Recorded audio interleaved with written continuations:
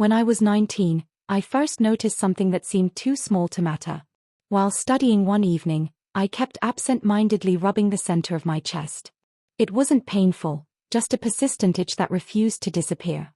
My mother happened to notice. "You've been doing that for ages," she said.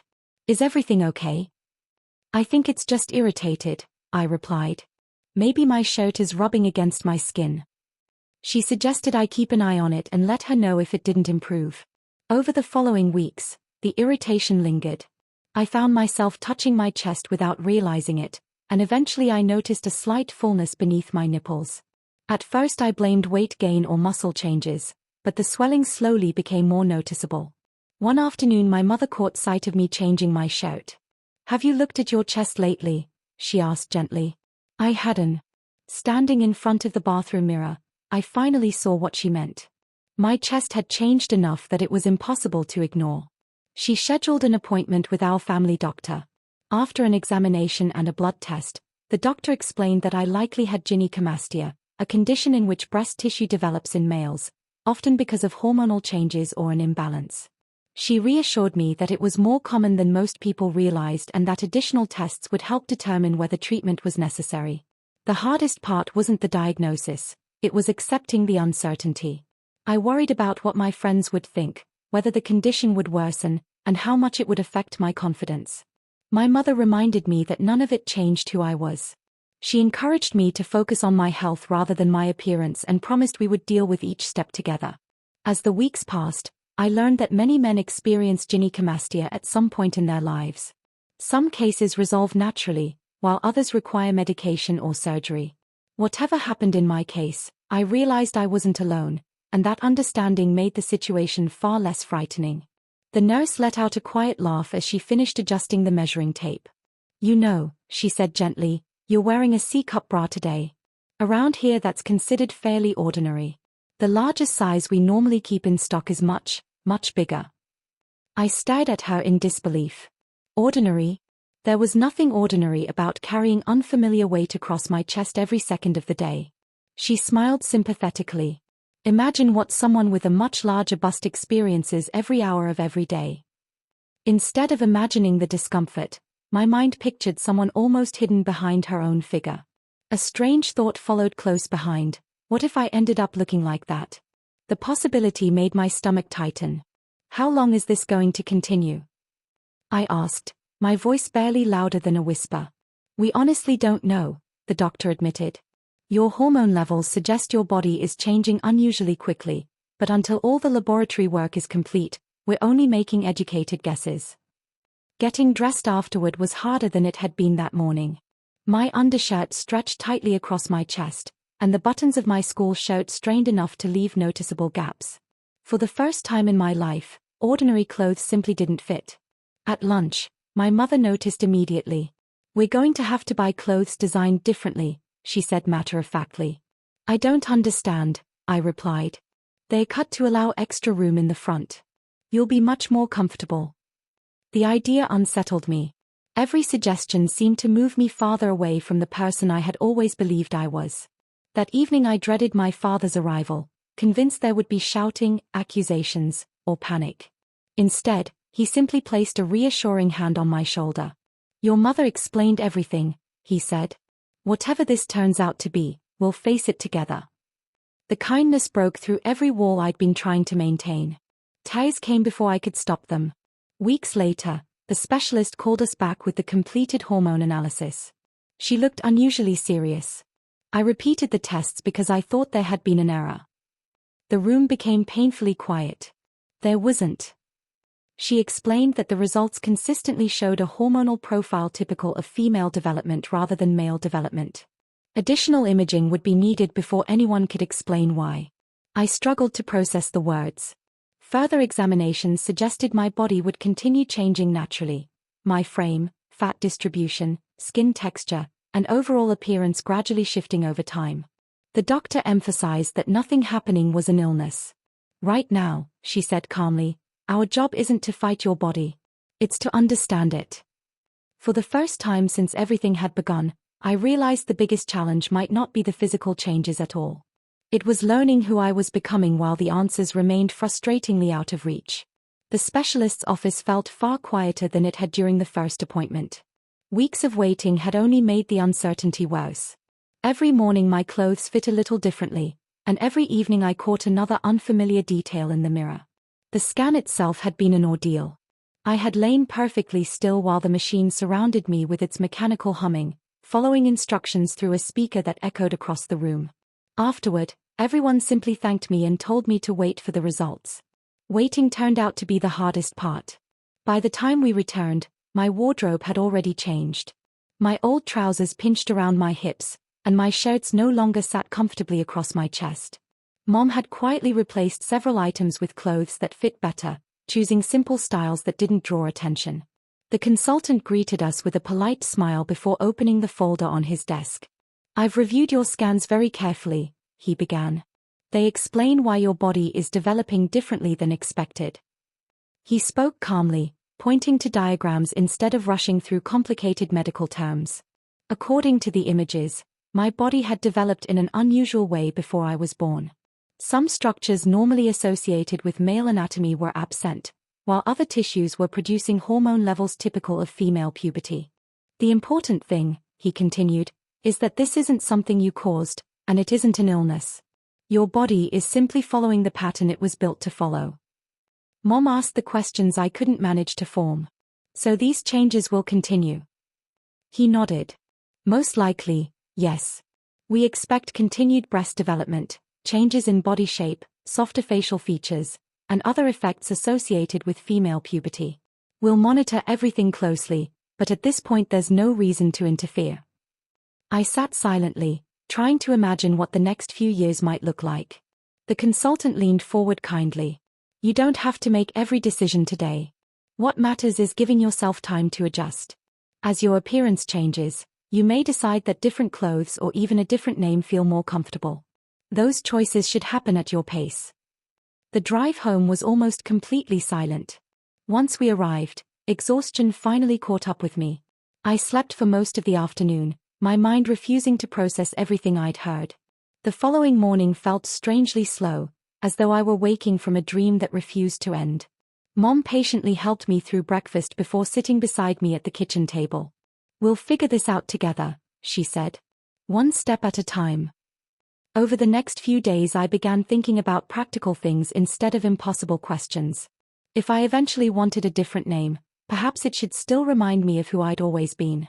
After pages of ideas scribbled in a notebook, one stood out. Amber. It sounded familiar without feeling completely new. When I quietly tested it aloud, it felt surprisingly natural. Mom smiled when I told her. "I think it suits you." For the first time since everything had begun, I felt as though at least one part of the future belonged to me rather than to doctors, scans, and test results. There were still countless questions ahead, but choosing something for myself, even something as simple as a name, made the road forward seem just a little less frightening. The makeup kit spread across the dressing table looked endless. Foundation, powder, blush, eyeshadow, mascara, eyeliner, lipstick, perfume, nail polish, remover, tissues, cotton pads, far more than I imagined anyone could possibly need. Mum caught my expression and smiled. "Every item has a purpose," she said. "You'll learn." Several hours later, my face had been cleaned and redone so many times that my skin felt tender. 2 jars of cleansing cream had almost disappeared, and the waste bin was overflowing with used cotton pads. By lunchtime I finally managed something that resembled a natural look instead of a theatrical disaster. One light spray of perfume completed the lesson. "There," Mum said with satisfaction. "That's enough. At your age, subtle always looks better." I would have happily skipped makeup forever, but I already knew that wasn't likely to happen. When we went downstairs, Dad looked up from the table. His eyes lingered on me for a moment before he smiled warmly. "You look nice," he said. "Really nice." His quiet encouragement meant more than I expected. Whether he truly believed it or was simply trying to make me feel comfortable, I couldn't tell. Either way, it eased the knot in my stomach. After lunch, Mum asked me to go upstairs. "Open the wardrobe doors in our room," she said. "There's a full-length mirror." I stood there for several seconds before gathering the courage to look. The reflection staring back at me no longer resembled the person I had always imagined myself to be. My hair, now long enough to tie into a ponytail, framed a softer face.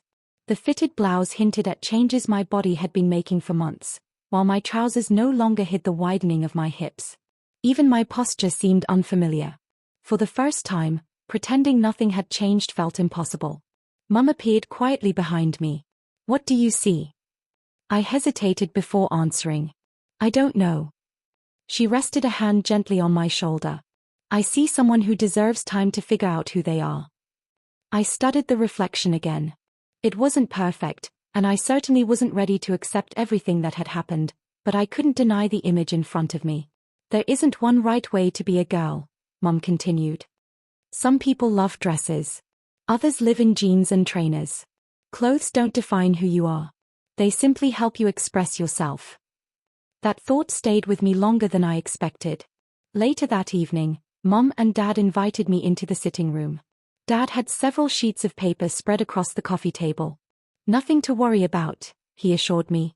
"These are simply notes so we don't forget anything important." The conversation covered medical updates, school arrangements, legal paperwork, and the practical changes that would come over the next few months. There would be new records to complete, a new tutor while everything settled down, and eventually a decision about what name I wanted to use officially.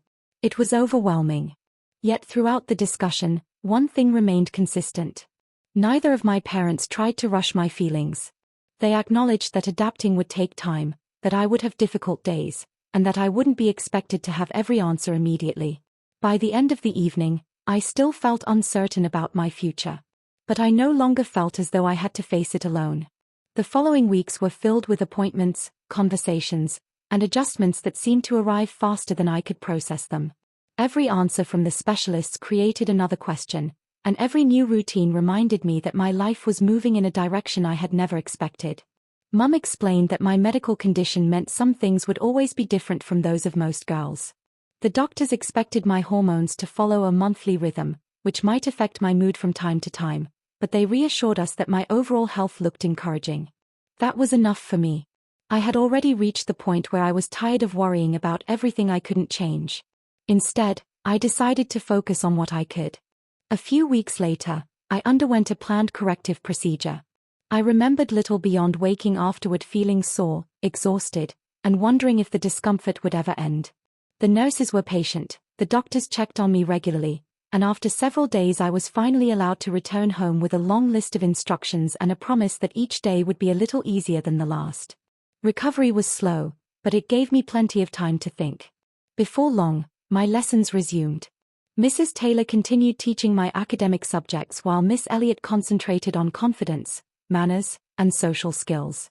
They expected good posture, neat presentation, and respectful behavior, regardless of whether I was studying mathematics or practicing everyday etiquette. Some habits changed quickly. Others took much longer.